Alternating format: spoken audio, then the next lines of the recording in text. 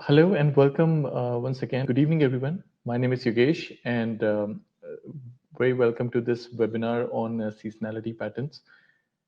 Before we start, um, on my behalf of my entire team and the entire team of Century Financial, would like to wish all of our viewers and everyone good health. These are difficult times. We are going through a pandemic, and I hope that we hope that everybody is uh, keeping safe and everybody is in good health. The need for conducting these webinars is now more than ever. We used to conduct a lot of seminars, and through those seminars, we have spread a lot of awareness about the risk management, about how to manage your risk, how to minimize your risk in the volatile markets. And we are continuing the same programs, not through the seminars anymore, but yes, through webinars on week basis. We try to cover different topics and ensure that a lot of awareness is being spread about the risk in these volatile markets. We also, as a company, work on different kinds of strategies. And since the nature of the market is really volatile, uh, we always need something new to understand and new areas of investment as well. So I have conducted a lot of sessions in the past, which were related to. We started this in a few months ago when oil prices were down during the pandemic, and we started these series of webinars where we discussed about the falling oil prices, how to invest into oil without taking a direct exposure in the commodity. We discussed about a lot of recovery stocks in the past. We have discussed about how so many sectors which were battered during the COVID pandemic, um, when the world restarted reopening, when the economy started reopening, um, we suggested, we came up with a portfolio of stocks which you can look into. We came up with a lot of other sectors which the investors can invest into. So, like this, every week we come up with a lot of ideas and strategies, and every strategy is directed to just one thing: managing and understanding risk in volatile markets. So I'm sure there are a lot of investors who trade in commodities. So before I start, uh, let me just tell you, we are here more than 15 to 20 people right now.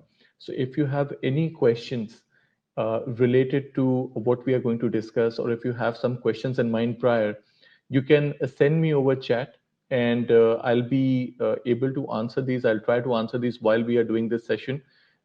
Also, in the middle of the session, if you feel that's something which you need a little more explanation about, please go ahead and ask. If you have any questions before I start the session, how many of you have traded in commodities before? Or let me just create a poll right here, which is easy to understand.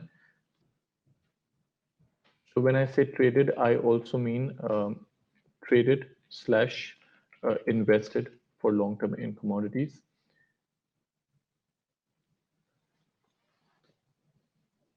Okay.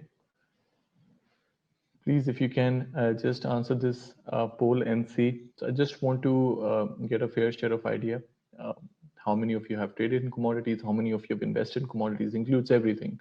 If you are an investor who has bought gold for a long period of time, you are investing into commodities. If you had traded in oil or invested in oil, you are directly investing in commodities. So commodities in itself, we are talking about commodities. These are natural resources. So, for those who are not aware about the commodity market, just understand, if you're investing into any agriculture based product like rice, wheat, sugar, coffee, corn, it's agriculture commodity. If you're investing into natural gas, heating oil, crude oil, these are energy based commodities. If you're investing into gold, silver, platinum, palladium, copper, these are again metal based commodities.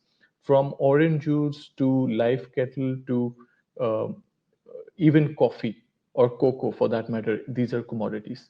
So if you have invested in this or if you have traded in this, you can select yes. If you have not, then you are about to find something new. And this is a completely different strategy about commodities. This is not the regular speculation we are talking about. This is uh, years of data being backtested from our research, and this is what we are producing it, and we are providing it to you on this webinar. Of course, whatever we will discuss and whatever the strategies which are being made are subjected to the market conditions. The times at which these strategies are made are based on the assumptions are based on the historical price movements, the historical seasonal data which we have tried to backtest. It is all not necessary that seasonality always comes right. So now we'll discuss about it. Let me just end this poll so you can see. Okay, we have around 62% of people who have traded or invested in commodities. We have 37% people who may be investing into shares, not directly in commodities, but I'm sure somebody is invested in different asset classes. So with this, please let me know if you have any questions popping up in mind. Just write into the chat and I'll try to answer these questions. Now, to begin with the seasonality, let's first discuss about what do we mean when we talk about seasonality patterns. See, seasonality in itself, it is a very important concept. Uh, Specifically, I would say for those who are looking to trade agricultural products, we always talk about seasonality in stock markets also. I'll give you a very small example. Normally, if you see in December, during the holiday season, before Christmas, during Christmas, we have seen that S&P 500, it kind of goes up for those particular 1 or 2 weeks because there's a lot of shopping, there's a lot of retail sales which is done. So we have seen retail sales continue to go up. So mostly we have seen the markets, they go up during the holiday time. How do we know it? Because this is historical data. Holiday over holiday over holiday, we have seen that most of the time during this period of December before Christmas, markets they go up, right? So seasonality can be put into all the asset classes. Seasonality can be into forex, it can be into commodities, it can be into stocks. And what seasonality exactly is, it's a kind of let's say predictable changes that occur over a year period in a business or in an economy or in an asset class. And this will be based on the seasons, including the calendar seasons or the commercial seasons. So commercial seasons, as I said, a holiday season for stocks. Calendar season could be more directed to what we are talking about, commodities, right? um, I'll just take a small pause to notify anyone who has a difficulty in if there is a congestion in the network, if you're not able to get my voice properly, we will put these sessions on YouTube as well later on, so you can always see this. For a one-on-one personal interaction, you can always fix your appointments and we can always discuss about this over a Zoom call as well, or you're most welcome to the office, right? So coming back to the seasonality, as I said, when we talk about seasonality, these are predictable changes which are occurring year over year and within a business or an economy or an asset class. Now, this can include calendar seasons like spring, autumn, winters, or this can also include commercial seasons like we are talking about holiday seasons, we are talking about a different kind of seasons which can affect the markets or the asset classes. It Seasonality, it really can help to analyze the stocks as well, it can really help to analyze the economic trends as well. And there are a lot of companies that can use seasonality and they can help determine a lot of business decisions. Now, coming to the point, why we are here to discuss about such kind of seasonal strategies along with a few more strategies are which have occurred as a result of the market volatility, right? So going forward, let me just show you one chart of soybean. Okay, I will straight away start with the agricultural products because there are at least three strategies which I have which are related to the agricultural based seasonality. And then we have gold, which I'm sure everybody must have seen in last 2 days. For your information, the current market update, gold prices yesterday in the evening were around 2040 and it continued to drop to 1900 levels. By night it reached to 1862 in the morning, lowest, and then again it recovered back to 1940. So while once we discuss these strategies, we'll go to the live platform and we will try to apply these strategies and see how easy or difficult it is to do it, because at the end of the day everybody has their own set of risk and you have to take this decision for yourself. So moving on, I'm showing you a seasonality chart of soybean, and this is for last 20 years. So as I said, seasonality in case of agricultural products, we are talking about different kinds of seasons. And please remember this, before looking into these seasonality cycles and their effects on commodities, it is important to note this that seasonality by itself, it just does not make up a trading system. Like you cannot just buy oil during the cold weathers. That's not how it works. Because just because it's winter and you will be using more oil and let's buy oil, that's not it. Okay, there is always a lot of factors attached to it, and you have to see the historic data also how it has worked out. It does help as an indicator. It can be a very good indicator for your trading also, but most of the commodities are subject to the laws of demand and supply during this course of entire 1 year. So for agricultural markets, supply is dependent on the harvest. It depends on the planting. It depends on the weather conditions. It depends on the transportation system.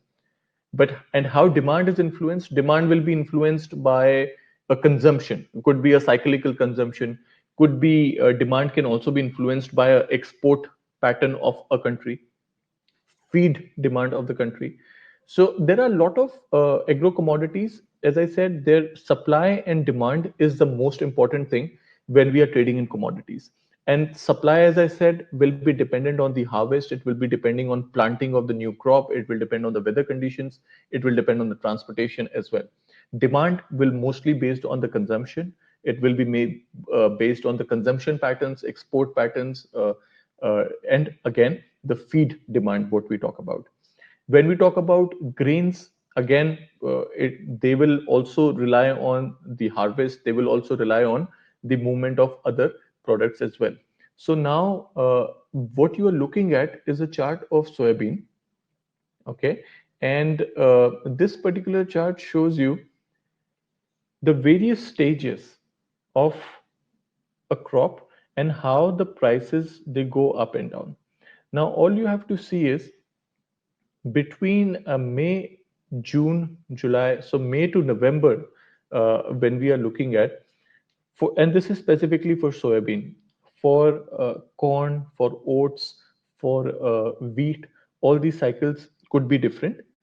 It could be same as well, but since we are studying specifically soybean right now, now if you see, and we are looking from a US point of view, so over May is when the US starts planting new crops. So there is a concept of a new crop and there is a concept of old crop.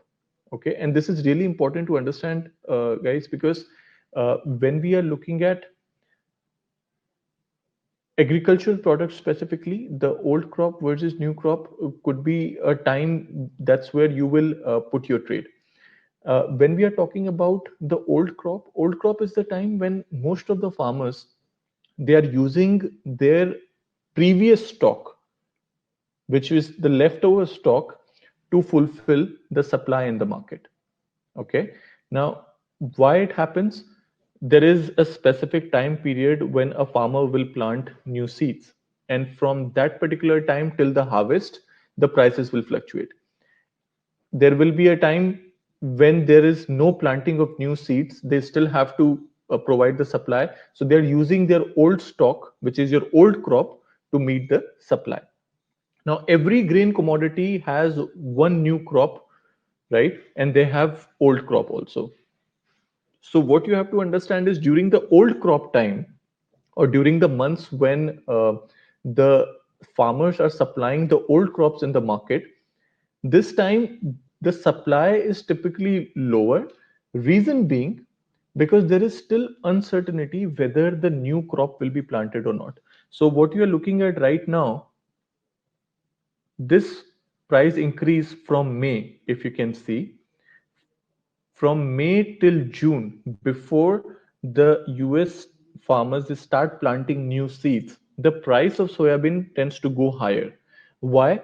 Because there is still old crop in the market, but the supply is not as open as it should be, because a lot of farmers are holding on to the crop because there is still some uncertainty whether the new seeds will be planted or not, and it will depend on the weather condition as well, whether the new seeds are being planted or not.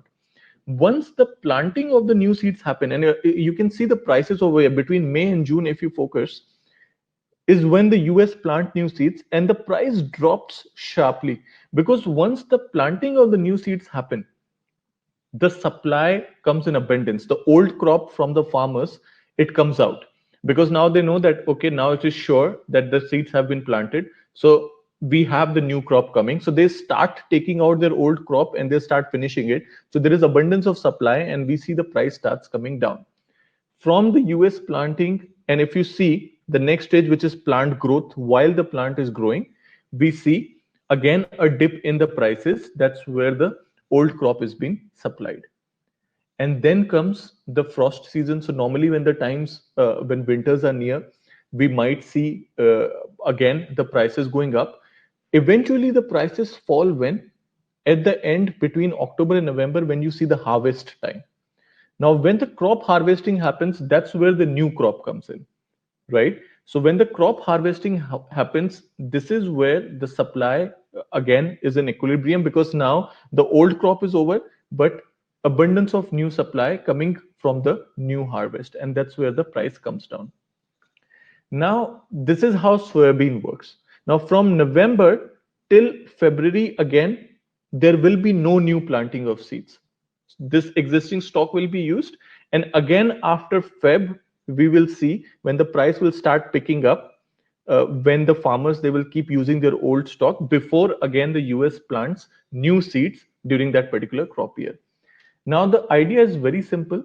When we are talking about seasonality, and again, guys, this is not something which you listen over here and go ahead and take a trade. You are most welcome to come to my office and discuss about this, that how this is done, what is the historic price movement about this. I will share a couple of flyers with you uh, after I finish this slide, and then you can see that what kind of statistics we are relying on and how seasonality patterns help you to at least determine that what could be where could be the price movement. So as we can see that after again when the planting happens, again during that entire seeds are being planted, then we see again the prices starts dropping. Now this is for soybean, and this happens, let's say what we understood is during August we see a maximum drop in prices of soybean. Let's say there are other crops. There are crops like corn. There are crops, for example, like wheat. Now, if we talk about corn, and when we talk about corn seasonality, let me share the flyer also with you where we are talking about, since we're talking about the corn seasonality over here.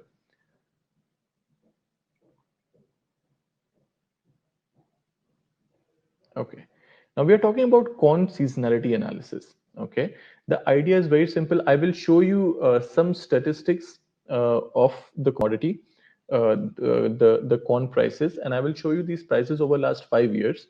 Now, before you look into the flyer, I'll give you a bit of a brief about corn. See, in corn, the seasonality can be split into three periods. The first one starting is the late spring to the midsummer. Second one is covering the midsummer to the harvest time. Third one is the period after the crop has been harvested.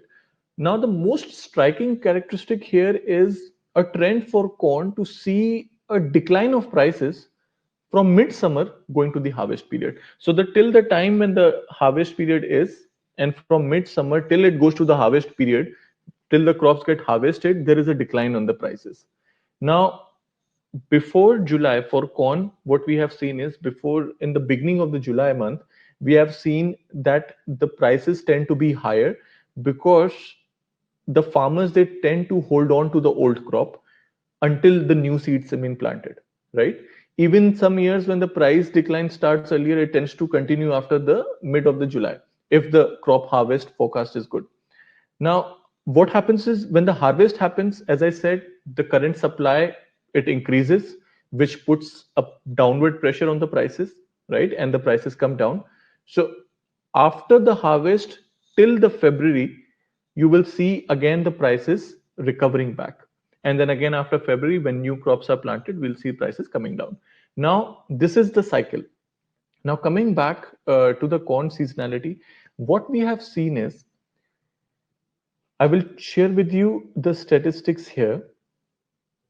See, the month of August. Now, let me show you first the chart, and then you see uh, what I absolutely mean here. From 2015, can all of you see the numbers over here?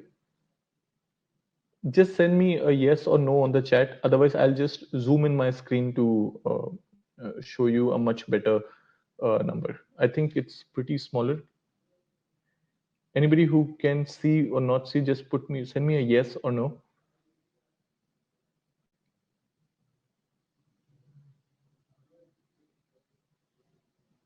Okay, so let me just zoom this a bit.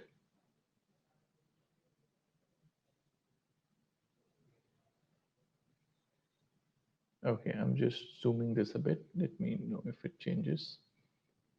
So I'll focus more on the August bit. I will take you through other numbers as well, but let's focus on the August bit here.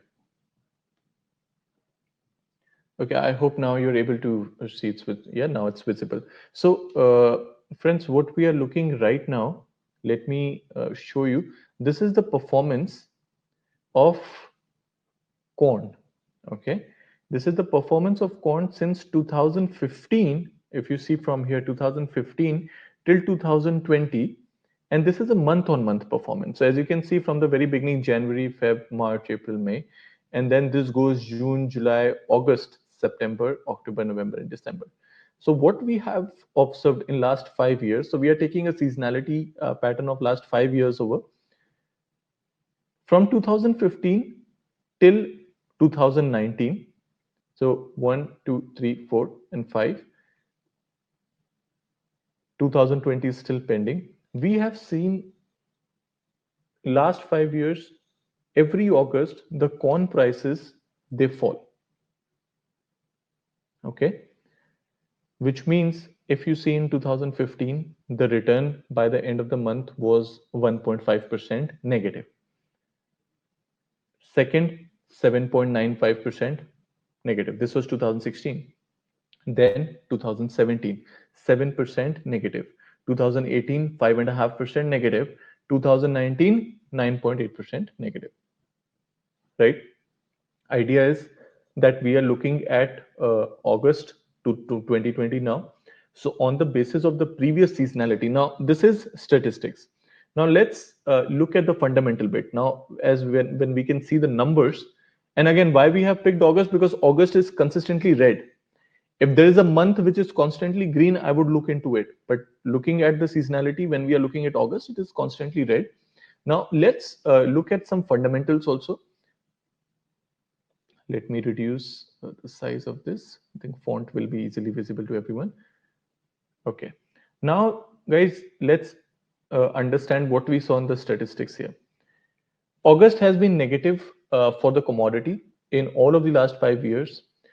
Corn has lost an average price of 6.38%. So what we have done is we saw the last 5% negatives, and we took an average that on an average in the month of August in last 5 years, corn has lost around 6.5% decline in the prices. Maximum loss, which we have seen, is 9.8%. I think this is in the month of 9.8%, which was last year, and lowest which we have seen is 1.5%, which is in 2015. Just note this, yeah. Now the lowest which we have seen is the minimum loss being 1.5%. Also, those investors who are thinking whether to do this or not, uh, this kind of analysis also kind of gives you a window that if the lowest loss we have seen is 1.5%, highest loss we have seen is 9.8%. So many of you must be thinking that if the returns are negative, then how can we take advantage of the falling prices? Now, this is done through a process of short selling, which we'll do it on the live platform and understand this. So now look at the fundamentals also. During the planting months, now you know what planting months are. Planting months means when the new seeds are being planted. During the planting months, spring for corn, source of grain that is available for sale or purchase is from the crops that were harvested during the previous harvest season, the old crop. In simpler words, what they are saying is before the planting starts, or even during the planting season when it is going on before the harvest, most of the stock which is used is the old crop. This is the stock which the farmers are using from the previous year remaining. On the other hand, during the harvest months, typically November and December, that's when the harvest month comes in for corn. The newly harvested crop comes to the market and supply is higher. So it is called the new crop because the harvesting is happened and now it is visible. So now you see that the prices in November, December are mostly high. The supply is higher. So when you see before the planting starts, before when the planting starts, the farmers are still using the old crop. Now, this old crop kind of pushes the prices low because the planting has still not been done yet. Now, with corn, the most pronounced seasonal trend is the tendency for prices to be near their highest level around early July because of the uncertainty around the new crop production. So, this is what I'm saying. In the early July, the prices of corn tend to be higher because we have seen the new crop production, the seeds have not been planted yet, and there is always an uncertainty till the US starts planting again. So we have seen that decline which happens from midsummer into the harvest season. Now, as a result, corn prices typically correct in the month of August. By December, most of the world's corn has been harvested, and majority of the next year's crop won't even be planted for another 3 to 4 months. Thus, prices begin to rise as investors starts to price in unknown surroundings next year's harvest. Now, see, if you see in the last after the harvesting happens and the price comes down from November onwards, again, if I can share my presentation here, just 1 second. See this. After in October to November, when harvesting happens, price comes down. But after November, during December till Feb, we will again see a slowly rise in prices because after the new harvest, there will be no more planting of new seeds till again in July and August. So slowly and gradually, the stock starts getting used, and the market, the supply and demand gets balanced. So this is the idea when we are talking about the seasonality bit. Now, same thing which is happening over here in the case of corn also, that it will typically correct in the month of August. When I say correct, that means it drops in the month of August. By December, most of the world's corn has been harvested, and the majority of the next year's crop won't be planted for another 3 to 4 months. So that means the price begins to rise, and investors starts to price in unknown surroundings at what is going to happen the next year, right? This is something which we have seen again on month basis. As I see, if you see here in November and December, there have been months from 2015 to 2019, two times the prices have gone up, okay, three times prices have gone down. If you see December again, two times, two of the months prices have gone up, three of the months prices have gone down. But if you see in January and in February, the amount of times the prices have gone up is higher. If you see the seasonality pattern here, Jan and Feb, most of the time you will see the prices going higher. If you see April, May, June, again the prices are mostly higher. Only in August you see planting starts, and when it actually starts, the prices starts correcting, and that's where you get the opportunity in this particular. Now, why we are showing you this flyer right now, because this is the month of August. So this is where we'll be talking about how to take advantage of the seasonality patterns in corn. Now, this is with corn. If I also, please read this thing, this is more important than anything I'm discussing with you right now. Seasonal patterns, pricing tendencies described can be affected by other fundamentals such as weather and production issues in other grain importing or exporting countries, and past patterns may not always hold true in the future. So this is really important, which you should see. We will discuss about the corn and oat strategy also, where some new information will come across to you, that there has been a better supply of corn also, expectation of a better supply of corn this year. So you will see some other factors also which are related to the supply and weather. So whatever we are showing it to you, again, not necessarily this is going to be 100% right. I think possibility that August may be green, but what we are showing you is the past seasonality pattern, and if it helps you to understand the trend of agro commodity, then that is basically the motive. Now, I hope this strategy is a bit clear to you. I do not expect all of you to understand this at the same time, but if you have any doubts, anything you want to know, you can write your doubts over here, or anyways, I'm available for a Zoom call one on one. You can come to my office, you can give me a day, and we can always discuss about these strategies, and most importantly, the risk part, which needs to be discussed. Now, coming to a second strategy. So, guys, what I'm going to do is first I will discuss these strategies, and then I will go to the live platform and tell you how to execute these transactions, how to do this trade, and then we'll just monitor for some time, and then we can end this session. Now, coming back to another strategy, same seasonality which we're looking at corn, there is another seasonality which is going on right now in coffee. Okay. Now, for coffee, let me start with here. Now, this is the coffee Robusta seasonality analysis. Okay. Now, coffee Robusta, again, we are talking about agro commodity. We're talking about coffee, and this is again, guys, coffee Robusta, coffee Arabica. There are two kinds of coffees. There is a slight difference between both, but coffee Robusta, it is responsible for 40% of the world's coffee production. Another 60% is coffee Arabica. So both the kinds of coffees are being used. So today we will be discussing about a seasonality analysis in coffee Robusta. Now, again, I will show you the numbers first, and this is even better. Rather than taking 5 years data, we are taking last 10 years of performance. Now, in last 10 years, let me show you the chart first. And of course, I have to zoom this.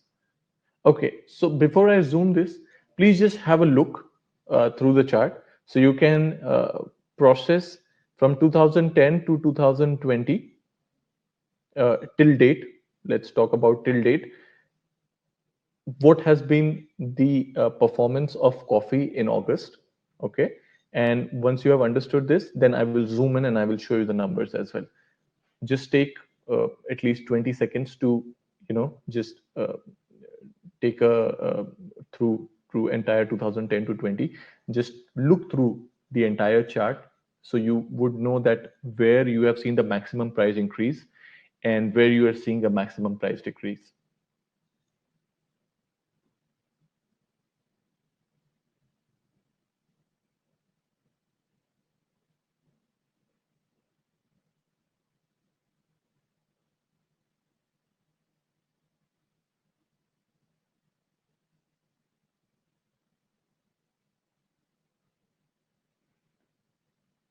Right. Now, let's talk about coffee again. As I said, see, seasonality patterns will not give you any kind of assurance or guarantee of a trade going right or investment going right, but it kind of gives you a peak in the historic performance of this agro commodity. So please assess your risk well before you invest into any of such strategies which is provided to you. Now we are talking about coffee. Now let's, once we have understood the numbers, let's go back and see. Now, as we can see from the image below, the month of August has been negative for this commodity 9 out of the last 10 years. I think somebody has a question. Okay. So as we can see that from the last numbers, what we saw 9 out of 10 last 10 years, the month of August has been negative for coffee Robusta. If you see an average price decline, uh, we have lost the coffee prices have lost around 2.6%. Around 2.6% in the month of August. Now, maximum loss, if you see, it is around 9.3%, maximum gain being 11.5%. Now, let's see this. Okay. Now, if you see in the month of August, okay, somebody asked me, can we trade the new crop and the old crop spread in the agricultural commodity for intra asset classes? Uh, there are different future contracts which are available. So that is something which can be provided. So it's a really good question. So there are different future contracts in which these commodities are placed. So we can discuss about the future contracts later on, and there will be ways where you can trade between the spreads of the two commodities. However, the next strategy which I'm going to show you will be between two commodities, not the same contracts, because there was such opportunity where lean hawks and lean hawks future contracts were available, and that was, I think, last year February, and much was being contributed because of the recent demand of the pork, because there was a swine flu going on and China had to kill a lot of pigs in their country, and that is why the price of pork increased overnight. So there was a difference between both the future contracts. So yes, I mean, there can be strategies where we can look into and understand if there is a difference between both the spreads, but I'll show you a similar strategy between the two commodities after this. Now, we are looking at coffee seasonality analysis. So as I said, the highest, like when the prices have shown positive strength, was 11.5%. And where it has shown negative, it has been around 9.3, which has been the highest negative. On an average, coffee prices are negative by 2.5% in the month of August if we compare the last 10 years, right? Now, going back again to understand the 7 of the top 10 coffee consuming nations are in the Northern Hemisphere. Together, they alone account for more than 50% of global coffee consumption. Now, why this is important? Because, as they say, the geographic location of the world's top coffee consumers can have a heavy impact on the demand cycles. Coffee consumption peaks during cooler winter months and naturally dips during the warmer summer months for obvious reasons. Global coffee consumption typically dives by 12% or more during the warmer summer months. Now, in the northern hemisphere, that means June through September. For most of the Europe, Canada, and US, the warmest day occurs sometime between mid July and mid August. That's why we are looking here, this particular statistics between July and August. So if you see August completely, most of the time the prices of coffee have dropped, right? So the question is, if you have to take a trade, if you have to take advantage of the falling prices, can you take it? You can. I'll show you in the live platform how to take advantage of the falling prices through short selling. Another question: cocoa, coffee, and sugar are available in two different exchanges. So, is there any arbitrage opportunities? There can be. The question which has been asked, if there are any opportunities between the contracts which are traded into different multi platforms, can be used to do that. if there are opportunities, then there can be 2 or 3 platforms. One which is providing you, say, let's take example of sugar, for example. Sugar is a London sugar also. Sugar is a US sugar also. The pricing of London can be different.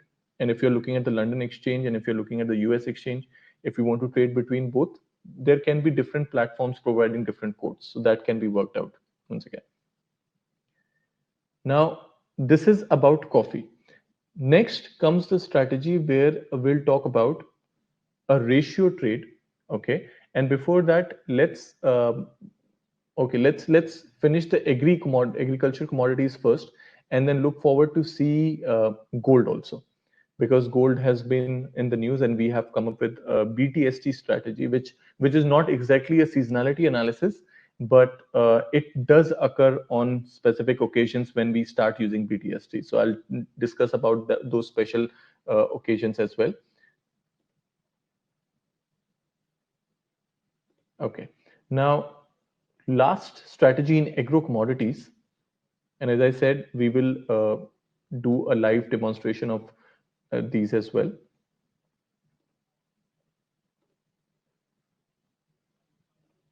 Okay.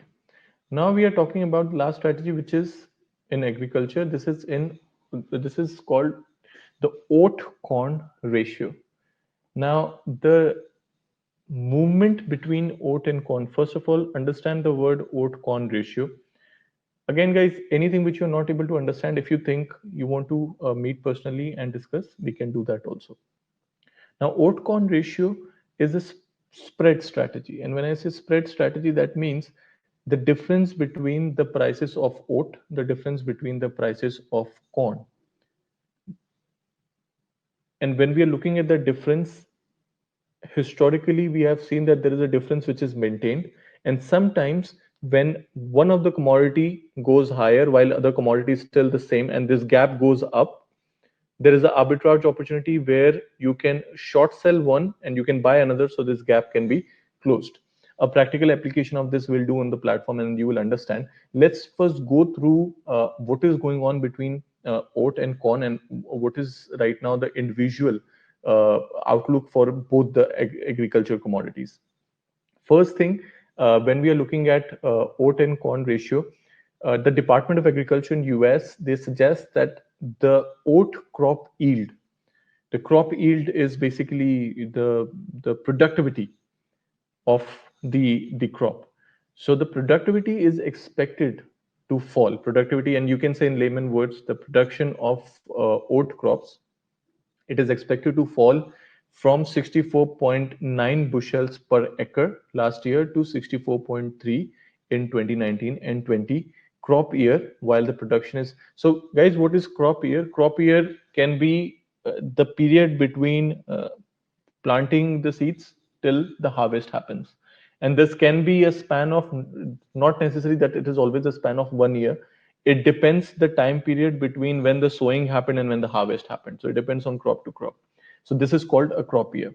So what we are looking at right now, that oat yields are expected to drop from 64.9 bushels per acre to 64.3 in 2019-20 crop year, while production also is likely to decline from 53 million bushels, from 56 million bushels to 53 million bushels.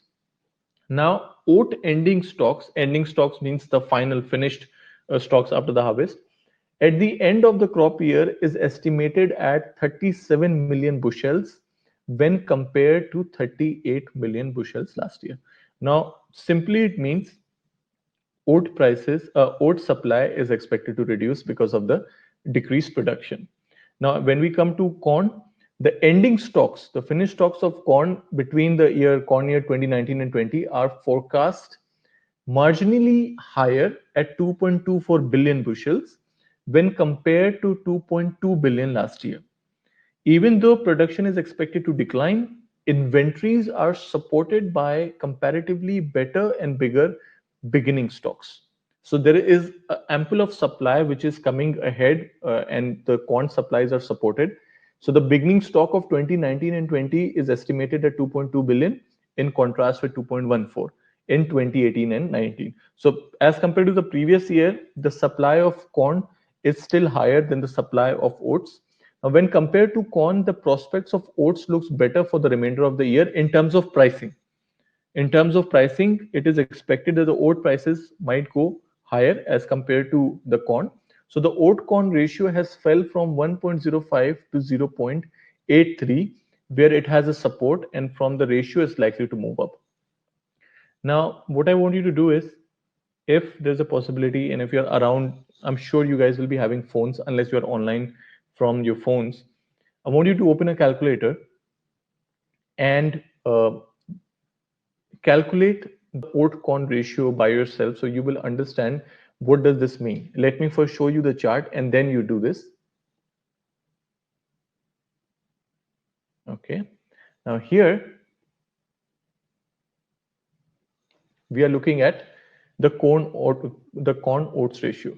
Now just let me also take you through the platform first. Okay. Now just do not get confused. Just look at the very first three order tickets which are open on the left. And you can see oats in the middle and corn in the last. And first is coffee. Now, when you're looking at the oat corn ratio, first ratio. Now, dividing the prices, which means you divide the price of oats 262 divided by the corn price 309 and tell me what is the answer. Divide the oat prices by the corn prices, so 262 divided by 309, and tell me what is the answer. Anyone you can write on the chat. So we are looking at oat corn ratio. So we need to calculate the ratio, and ratio is ratio of the prices. So the oats prices divided by the corn prices comes the oat corn ratio. Now tell me what is that ratio. Divide 262 by 309.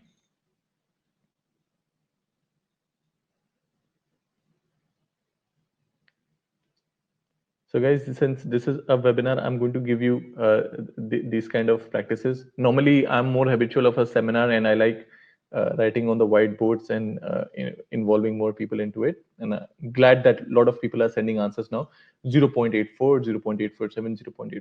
So what you have done is you have took a ratio of the oat and the corn, you have divided their prices. Now, let me show you the historic price. Oh, sorry, just 1 second. Somebody asked me, oat corn ratio is exchange traded or needed to derive? You can always calculate the ratios accordingly. You can always calculate like we calculated right now. But yes, you will need a proper historic, analysis that how the ratios have gone in the past, because these are future contracts. So these kind of platforms just shows you the current price. To find out the history, you have to have access to Bloomberg terminals or other websites, research websites will give you a history of how the ratio has gone. But to find the current ratio, you just divide the prices and you will see what is the current pricing. Okay, now let me take you through to the flyer. This is oat corn ratio here. Okay, now the chart which you see, let me zoom in to give you a better visual. Yeah.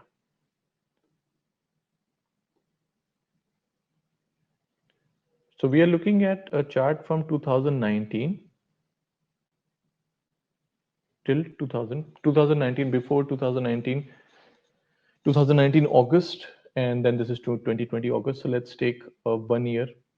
Now, in 1 year, if you see 0.830, most of you have given the answer which was here, 0.84, 0.84, 0.84. When we were making this strategy, I think this is just recent, 2 to 3 days ago. So if you see that time, the ratio calculated is 0.83. Okay. Now this 0.83 was 1.05, and this was back in between June and July, specifically May end and June beginning. the ratio was 1.05. The same ratio now has come down to 0.84 as you are calculating in the chart. It is 0.83. Now, when we see the last 1 year and we see the historic pricing, we see that there is some kind of support at this particular ratio. And when I say support, what I normally mean to say is that it falls on this line of 0.80 and then bounces back, because this line is also acting as a resistance, which means from here you cannot. So in the past year it has been a difficult resistance to break and go up, and now when it has gone up, it will act as a support, difficult to break it and go down. So this one line can be the both support and resistance. For the below prices, it is a resistance, not able to break 0.80. And now once it has broken, again it has fallen this 0.80, it can bounce back. This is what a support and resistance means in technical terms. So the idea is very simple, that this ratio, which is 0.84 right now, can go back. Let's say if we are targeting a price of 1, okay, which means in all cases we are expecting the numerator to go up or the denominator to go down. Only that way the ratio will go higher, right? From 0.8, if we want the ratio to go to 1, we want the numerator to go higher or we want the denominator to go down, which means you buy the numerator and you short sell the denominator. So oats is what you buy and corn is what you sell to take advantage of this spread, because we are expecting this gap to go up. When I say gap, that means we are expecting this ratio, which is 0.8, to go to 1. So if that is the case, then you will need to buy this and you need to sell this. So you buy oat, you sell corn. Either corn will come down or oat will go up. The idea is that the ratio might bounce back from this particular line. Now, what we also did to ensure that how this can be calculated, we took some historic data as well, went back to 2012. From 2012 to 2019, just to see the last 8 years return.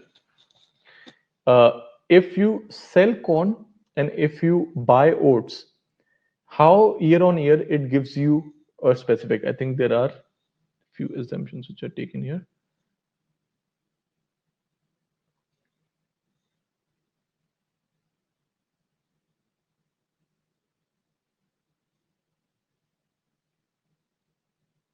Okay, so now if you see in 2012, if you short sell corn and if you buy oats, so you lost in corn, but you made 10% in oats, so your net return is 5%. If you see in 2013, corn went up by 40%. Sorry, corn came down by 40%. So if you were short sell on corn, you could have made profit. And if you were buy on oats, oats went up by 1%, so your net return 41%. There are years like 2014 when your returns have been negative. There are years 2014 and 15 where your returns have been negative also.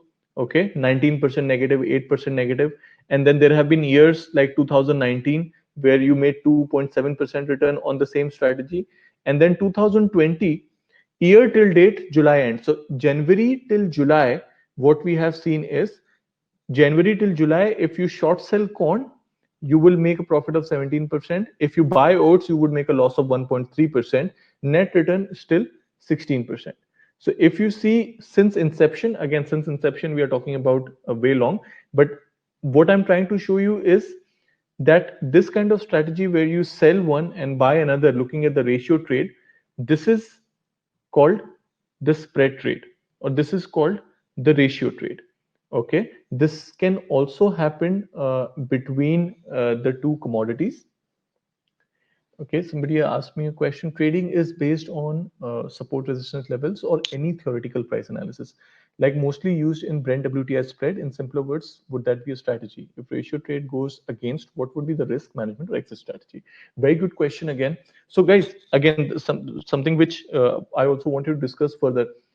First thing is, when we are looking at a ratio trade, most of the time, now we put fundamentals and technicals both. Fundamentals, what we understood was corn supply is more in abundance as compared to oats. Oats production has actually decreased. So fundamentally, more chances of oats prices rallying rather than the corn prices. So this is one fundamental. When we are talking about the ratio trades, the confirmation on support and resistance does gives a kind of a proper idea that trade is good to enter at. When we are talking about the fundamentals they do support us, but most of the ratio trades. So you're talking if you're giving example of Brent and WTI spread strategies.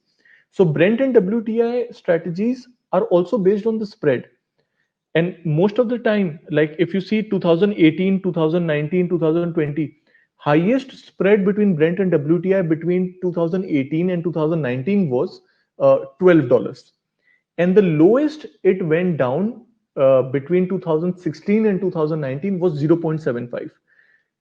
On an average, between 2018 to 2019, a resistance was built around $11 spread and the support was built around 8. And if you could see the chart there, if I have this on my laptop, I would show you the strategy before we finish this.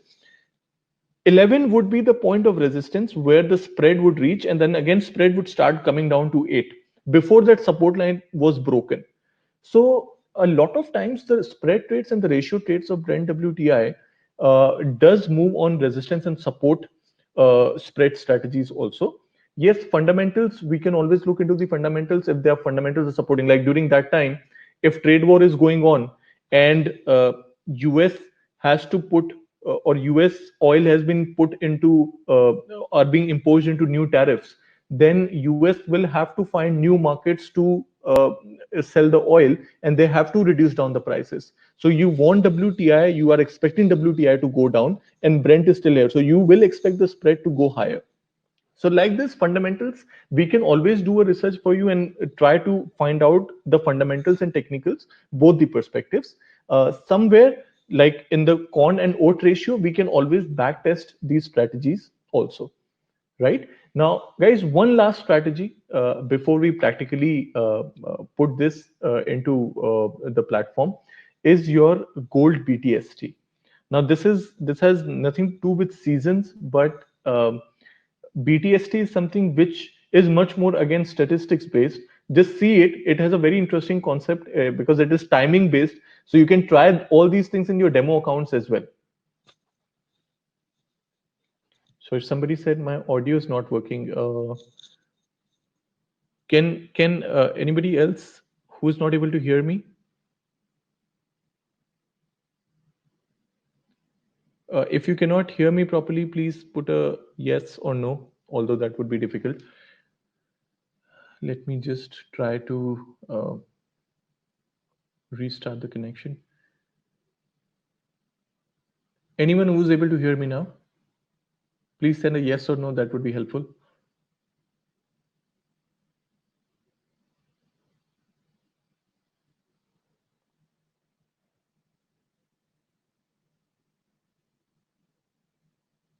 Hello. Okay. Okay. Great.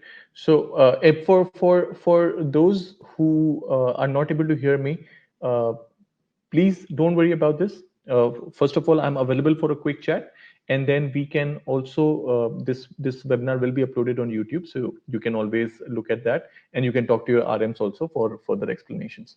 So very quickly now, before we move on, we'll discuss this gold BTST strategy. This is something which is really interesting, and this is time based. So for those investors who are mostly who do not have time to trade into commodities but are looking for time based trades, just see this strategy and see if this works out for you.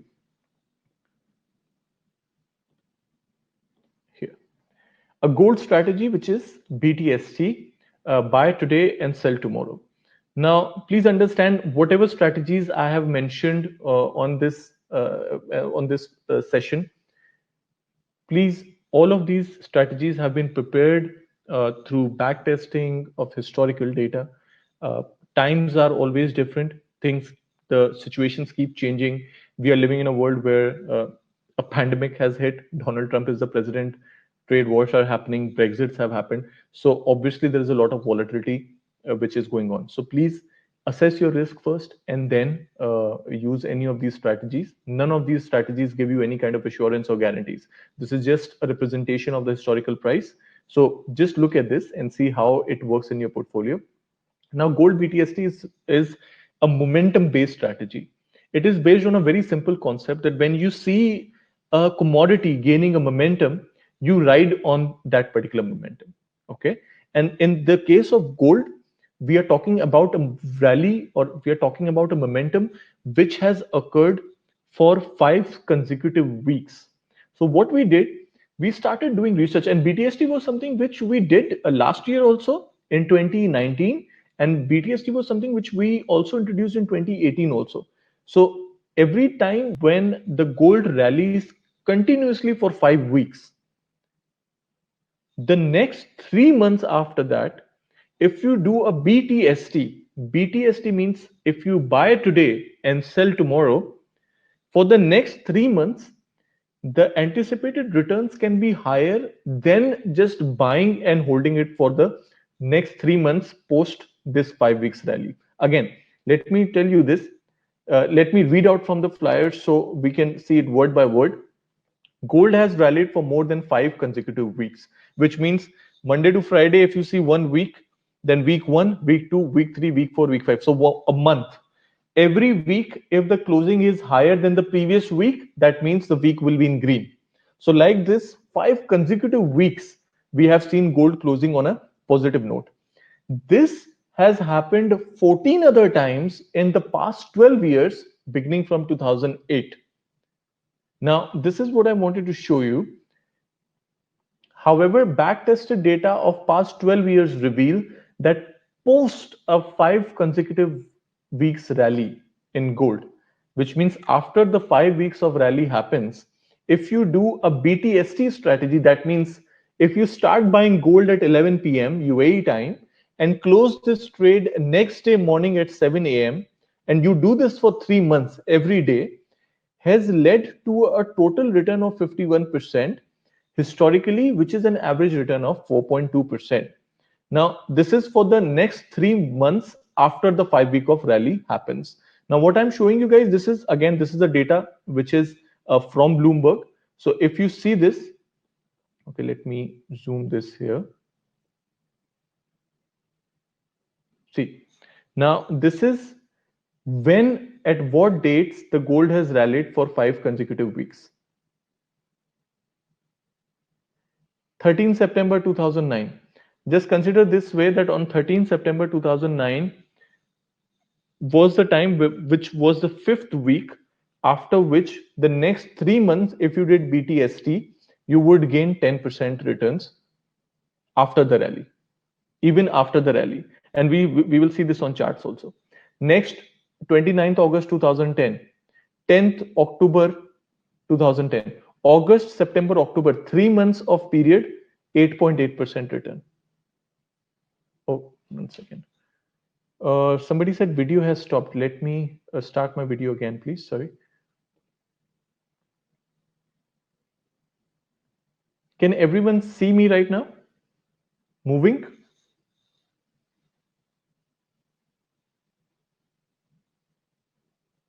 A yes or no will be really helpful, guys.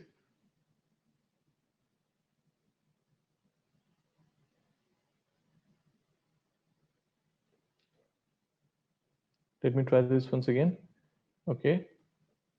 Okay, can you see me moving now? Okay, you can. Thank you. Now I'm sharing the flyer once again.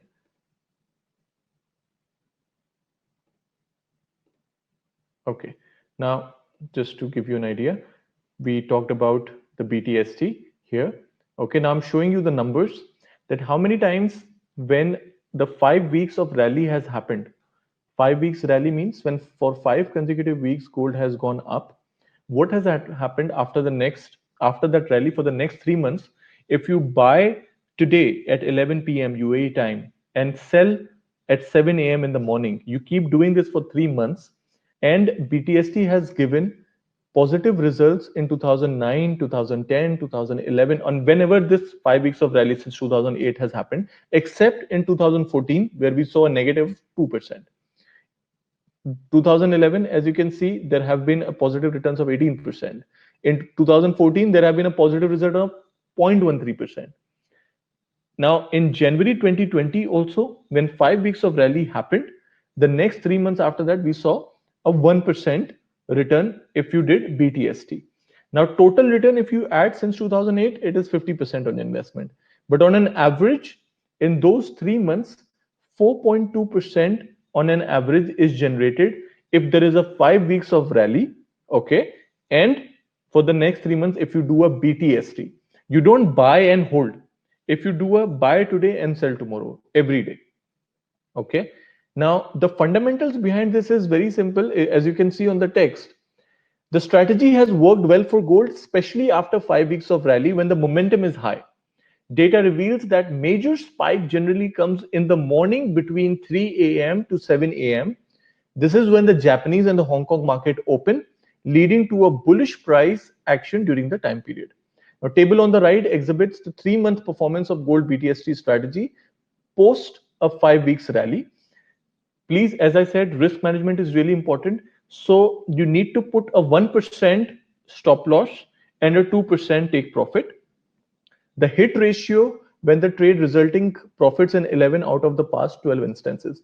Now, forget about the hit ratios also.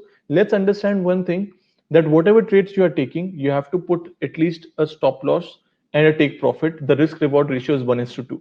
So if you are taking in 3 months, even 50 trades, and your loss is say $50 on one trade, so your profit expectation should be 100. So you're talking about a 2:1 risk reward ratio. Guys, why we are sharing this strategy right now? Again, now let me take you to the platform finally, where we will apply these strategies quickly and understand how this is done. See guys, now I will open gold chart over here.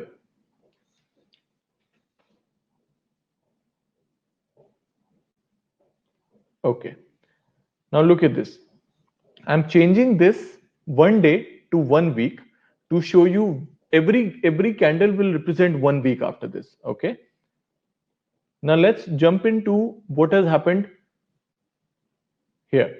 Now we are looking from 5th July till August. Week 1, week 2, week 3, week 4, week 5. Now normally when this happens, this is where we have come up with the BTST plier. Now you will have a very obvious question that week 6 looks red. That means after week 5 of rally, the week 6 has started coming down. The thing is, you're not holding this trade for 1 week. This candle represents entire 1 week. The red candle represents entire 1 week. I'm talking about every day. And if I'm talking about every day, day on day, gold is giving a movement of not less than $30 to $40. Considering yesterday we saw a $120 movement. Yesterday gold was, today morning itself, it was 1880. And then while in a 1 hour's gap, we saw it 1940, 1950. And if you see gold prices right now, see, this is 1945. Today's low, if you can see here, I'll open a quote panel for you. See the lowest, 1862, highest 1949, right? Gold is giving you a volatile movement. So the idea is very simple.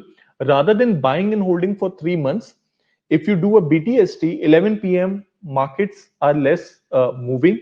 So if you buy at 11 p.m. and keep it till 7 a.m. in the morning, the concept is very simple, that during Japanese market opens and the Chinese market opens, there's a lot of movement in the market and mostly the gold prices get pulled up.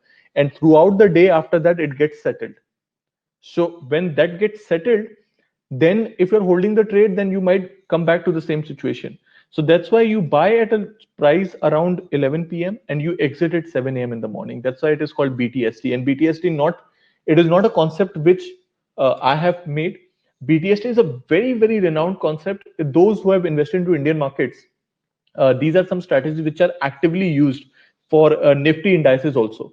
BTST is used in Nifty as well for a very long period of time. We also did use in Nifty the BTST, and you will be surprised to see that the returns in a BTST strategy sometimes on occasions are higher than the buy and hold.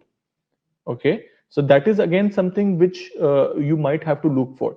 Now let's try to apply these strategies. First, we'll understand the seasonality bit, right? So this is an account which, let's say, it has $200,000 over here as equity. So if I have to take a trade, we were discussing about first coffee. Now, what does coffee says? Coffee in the month of August, we have seen that out of 10 times, 9 times it is red, so it is expected to go down. So what you can do is, from a process of short selling, by using a process of short sell, you can actually take a position in coffee where if prices go down, it is in your advantage. How short selling works, I will explain you very quickly, and just imagine doing this transaction. Uh, Short selling means when prices fall, you make money. Okay, how this is done? Let's say right now, when you're looking at the prices of coffee, uh, you are expecting from 1393, the price of coffee will fall down to 1300. Okay, just a hypothetical expectation. Now, if you want to take advantage of the falling prices, what do? You come to me and you say that, Yogesh, uh, in this case, for example, yeah, you come to me and say that I want to borrow, say, a bag of coffee from you. So you come to me and you borrow a bag of coffee. Now I give you a bag of coffee. You take that bag of coffee which you borrowed from me, you did not pay for it, you just borrowed from me, and you go and you sell in the market. Now the price of the bag of coffee is 1393 or 1388. The selling price which you see, it is 1388, right?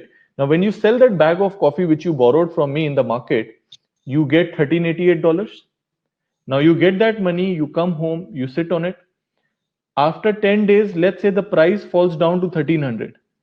Now what do? You go back to the same market and you take that $1388 which you received, okay, and you buy the coffee for 1300 because that is the current market price right now. The price fell. So from 1388, you paid 1300, 88 is your profit. You got back the coffee which you borrowed from me. You come back to me and you give me back the coffee. Now in this platform, your broker becomes the person whom you are borrowing the coffee from, and you can just select the sell prices over here, okay, and write the amount. Let's say you want to short sell $20,000 worth of coffee. You select here 20,000. Units are automatically calculated. Place a sell order. You have 200,000, so you sell 20 out of 200,000. You are selling 20,000 worth coffee.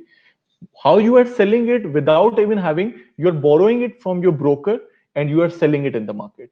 Now, when this transaction will complete, if the price comes down, you buy it back at a cheaper price. The difference you keep, and the coffee automatically comes back to your broker. So the inventory comes back to your broker whom you have borrowed, and you are selling it on a specific price. When price goes down, you buy it back at a cheaper price, keep the difference of the prices, and give back the commodity. Again, guys, as I said, when we'll have a platform training session, if you want a one-on-one session, I can always sit with you and I can explain you how this is done. Now, so this is how you take advantage of the falling prices. Only in online markets you can do it, or in the futures market you can do it. Somebody asked me about BTST, how to manage the risk of the gap opening. Again, very good example, that sometimes what happens, markets open at a gap. Okay, although in situations like India 50, in situations like German index, Hong Kong index, uh, there are a lot of gap openings and gap closings. Okay, now to beat the gap, most of the platforms do not have enough options. But over here, what you can do is, it's a premium service, but you can see in case of gold, the gap openings are less, but there always can be a gap opening. So to make sure during the times when volatility is at its peak, what you can do is, even when you're doing a BTST, you can put something called a guaranteed stop loss, which means, let's take an example. I'm using gold over here. This is your gold cash. This is your window. This is 1945. So this is your order ticket. Let's say I am buying gold worth $20,000 here. So this is my buying price. Technically, I should be buying at 11 p.m., but we are taking an example now.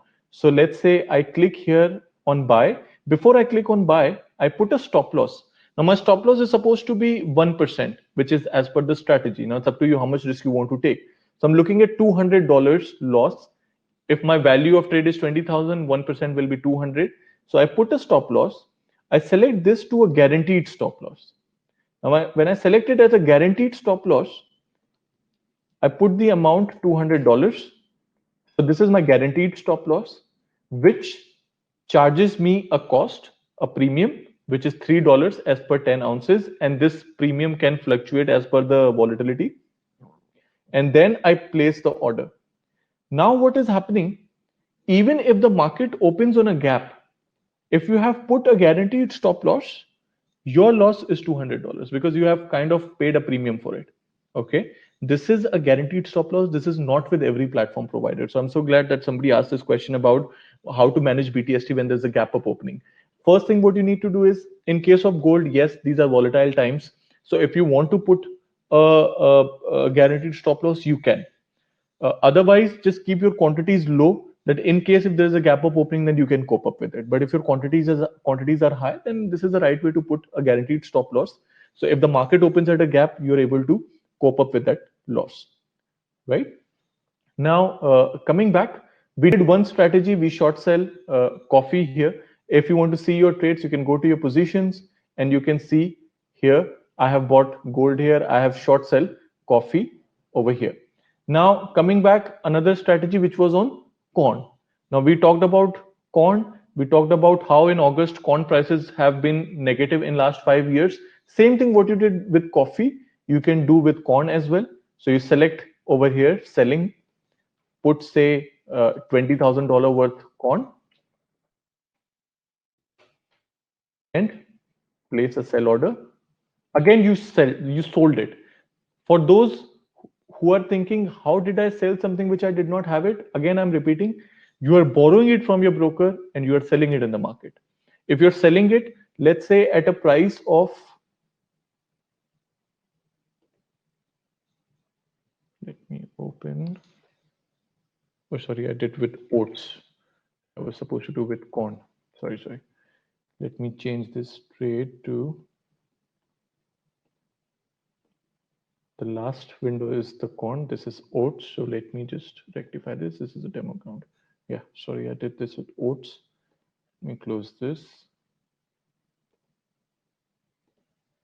Okay, yeah, this is corn. So I select sell, $20,000. So when I'm writing, I'm selecting sell, I'm borrowing this from my broker and I'm selling it at 312. Tomorrow if price comes down to 310, I buy it back for 310, $2 difference, I keep it and I give back corn from where I borrowed, which is my broker.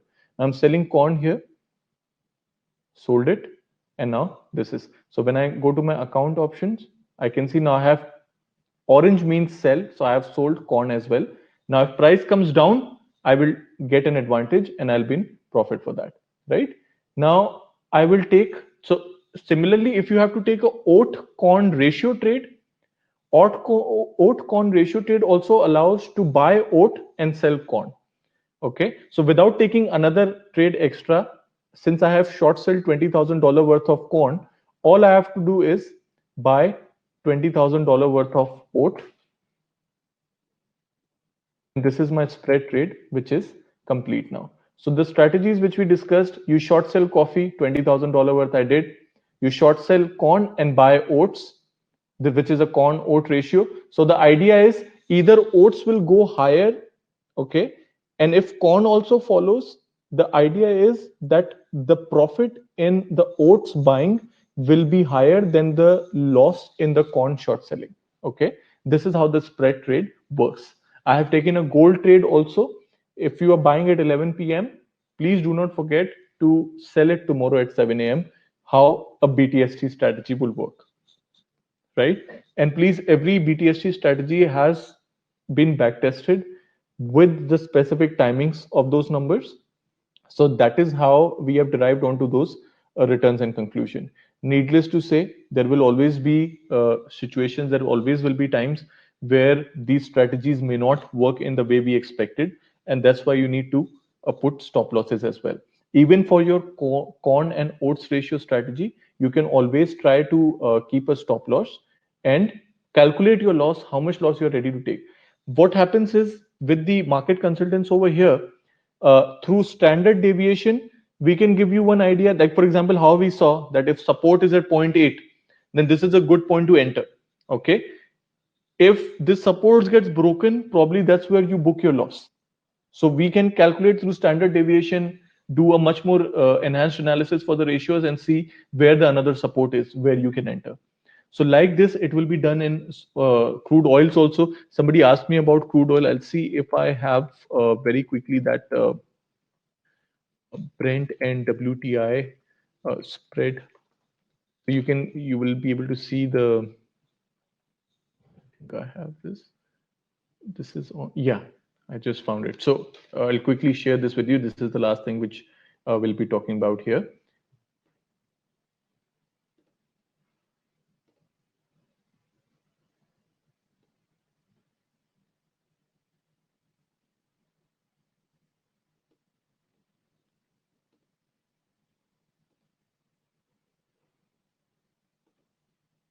See this.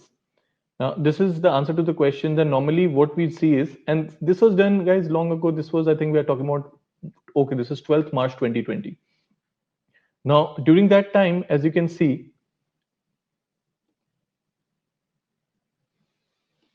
the ratio with the red line is marked, which is showing you a spread difference between 2.4 between Brent and WTI, two kinds of oil. One is UK oil, one is US oil. And this highest in 2018 to 2020 has been around 11.4. This is the resistance.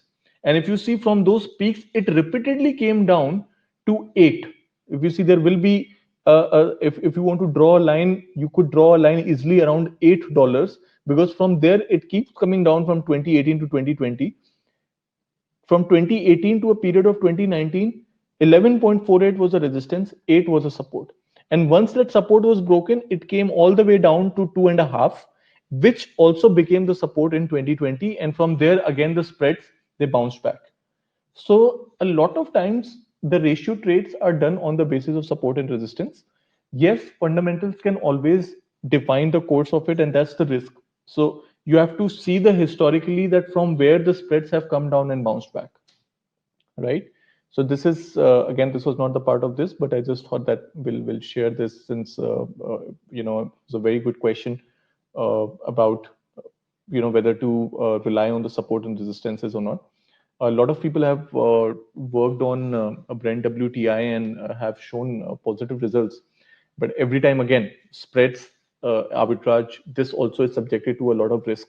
As I said, what happened between pork, many a times the spread were in favor, but then what happened, the prices all of a sudden started balancing, started coming down.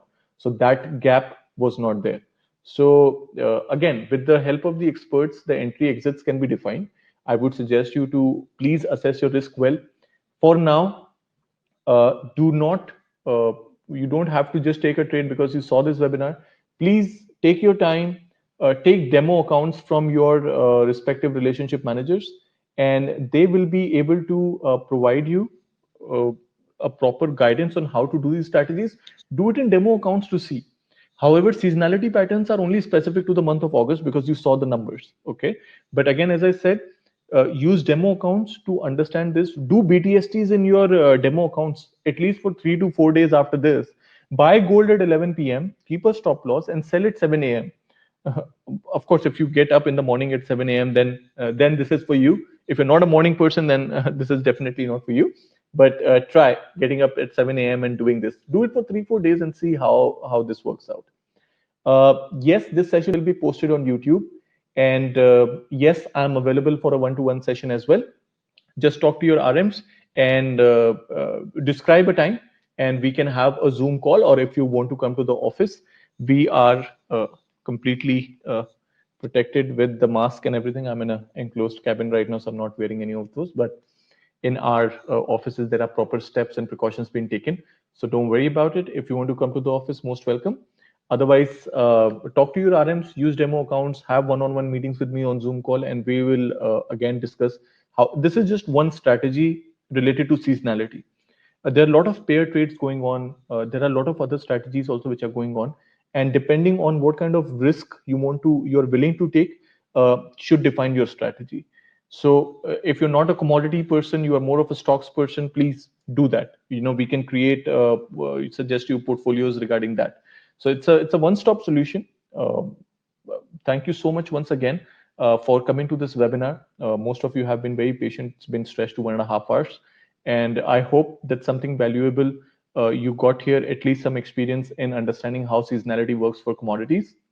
We will meet again after a few days, and we'll talk about market neutral strategies, more pair trading strategies like what we did with corn and oats. We will talk about Dow and S&Ps. We'll talk about S&P and Nasdaq. We'll talk about few stocks. We'll talk about oil spreads, and we'll talk about a lot of strategies which we have been working on currently. So once again, thank you so much on behalf of Century Financial and my team. We wish you a very safe time period. Please wear your mask. Try to stay at home as much as you can. And our big vote of thanks to anyone who is associated with the healthcare and the pharmaceutical sector, or our doctors, midwives, and nurses. Thank you so much for risking out your life every day. And I hope all of you remain in good health. Be safe and protect yourself and protect your investments as well. Always keep invested. Please let me know if you have any other doubts after this. Thank you so much. The copy of this session will be uploaded on YouTube really soon. So you will be able to watch this on YouTube as well. And if you have any questions after that, I'll be available. Your RMs will also be available. Thank you and have a good night.